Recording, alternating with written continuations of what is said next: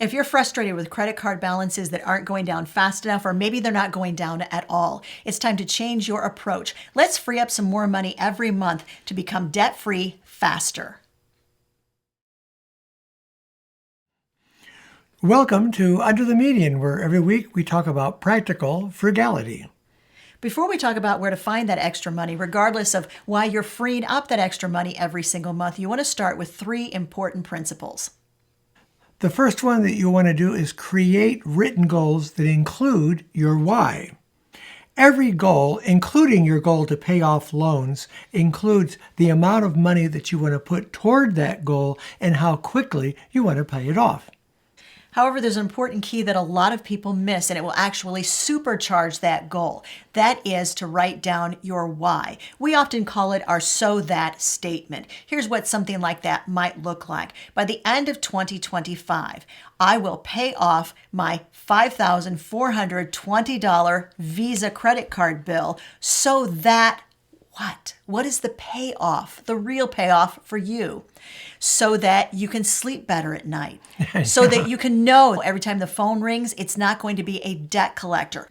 What is it that you are looking for emotionally? That is your so that statement. It's your why you're doing all of this. That why statement will keep you moving forward even in the midst of setbacks. I think one good reason for paying off debt is to have more money in your budget to work with, to do more with. And speaking a little bit more about that debt payoff, the second thing you need to do is have a debt payoff method. There are 2 really popular ones. The avalanche method is where you list your debts in order from the highest interest rate first down to the lowest interest rate. And that's the order that you pay them off in.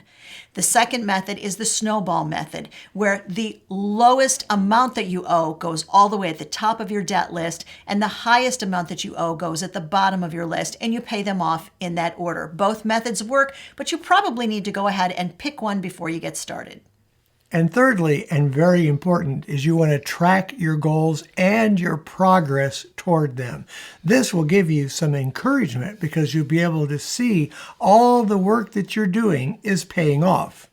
Whenever we've been going toward goals, we have charts that we put on our refrigerator. We have images we put on our refrigerator. We may color in lines to show how close we're getting to that goal every single month. It's super helpful because it does significantly increase your chances of reaching that goal. Now, if you're looking for a set of debt payoff trackers that you can print off and put on your very own refrigerator, we have a free set of them, and I'll make sure that I link those goal trackers in the description of this video.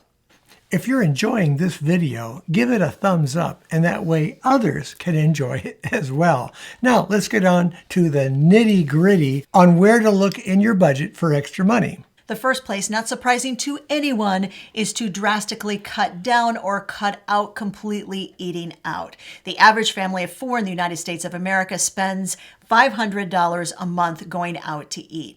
Listen, if you just cut that back by half, you have immediately given yourself about $3,000 extra every single year to work with. Here's our tried and true method for taming the restaurant fever. Get out your calendar and mark 4 days in that month that you can get together with friends for dinner, for drinks, whatever you want to do where you can spend some money. You'll need to budget your money in order to have that available to you. Once you've got those 4 dates circled, here's the next step you should take. Decide in advance where you're going to meet with friends. As soon as you know the location and the name of that restaurant, you're going to pull up their online menu before you ever set foot in the restaurant. Pick out ahead of time what you know is affordable and will fit within your budget. It saves time at the restaurant, and it saves more than a little bit of anxiety that you may have knowing that you're sitting there and your friends are waiting for you to order. But don't put that calendar away yet. Take a look at it and circle some places on it where you can go out with your friends and do some free things. Idea number 1, check out activities of your public library. Just in the last few weeks, here are 3 things our public library has had, and these events were specifically for adults. There was a puzzle challenge where you got together with groups of 4 other people, and you had a certain amount of time to try to put together a 1,000-piece puzzle. Well, the group that got the farthest on that 1,000-piece puzzle got a very cool prize. They also recently had a 1920s themed murder mystery night. Costumes were, of course, encouraged. Your library, check it out. Another thing you can do is play some board games with your friends. There are all kinds of really fun board games that get a whole group of people engaged with each other. These are really fun, and you'll have a good time passing an evening doing that. And everybody brings along their favorite snack food. Here's one we've done a lot. Attend free days at your local museum, maybe your local zoo, or your wildlife park. All three of those are in our area.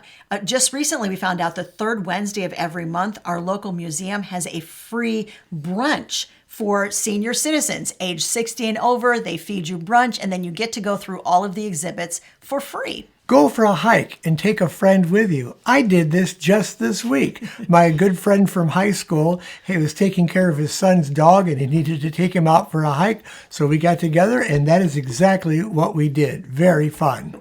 Here's another idea that we've done a lot of, and that is take a picnic at a local park. And when you're taking a picnic, it's a really fun idea to maybe make sure that you are taking a little walk after the picnic. And it's okay. You could end up at a local ice cream stand or something, particularly if that ice cream stand offers very, very tall ice cream cones for a very good price. Plan a potluck. And not only that, give your potluck a theme. We've done this many, many times, and it really helps. Hope, what are some of the themes that we've chosen for our potluck? Oh gosh, we have done appetizers. We have done all breakfast foods. We've done soups. We have done salads. And we've also done like a baked potato bar where everybody brought their favorite baked potato topping. Very, very fun thing to do with friends. Wasn't there a Taco Tuesday that we did as well? And Taco Tuesday. I can't believe I actually forgot that. Guys, these are ideas just to get you sort of started in the direction of figuring out what you can do with your friends that is no cost or low cost. While you're looking at trying to put more money aside, limit your travel. Go to places that are close to your home. That will save you a lot of money in gas. You can go on day trips, or you can go on maybe 2 or 3 day weekends. When you do a couple of those sprinkled throughout the year, it really does kind of break up the monotony. But you can do that in lieu of taking that long 1 or even 2 week vacation. The next thing you can do is place a moratorium on buying new clothing. Yep, that means no new clothing. Go take an honest look at your dresser drawers and also at your closet. Look and see how many outfits you can wear without repeating that outfit. How many days or how many weeks is that? Ask yourself honestly, do I need something new to wear? Let's just say that you're looking, particularly if you have kids. I will say that's a caveat here because kids do tend to outgrow things very quickly. Make sure that you always have a list of what you are in need of, and then use what we call our hierarchy of frugality. The hierarchy of frugality says the first place that you look is free. You are asking family and friends and letting them know that you are in need of clothing for your kids. We had friends that always passed down clothing for our kids. Oh, yeah. Then if you can't find something free, you're going to look at thrift stores. Very low-cost thrift stores, Goodwill, Salvation Army, or a local mission store. The next thing on the hierarchy would be looking at a little higher price. Clothes Mentor, a place that is going to, Plato's Closet is another one.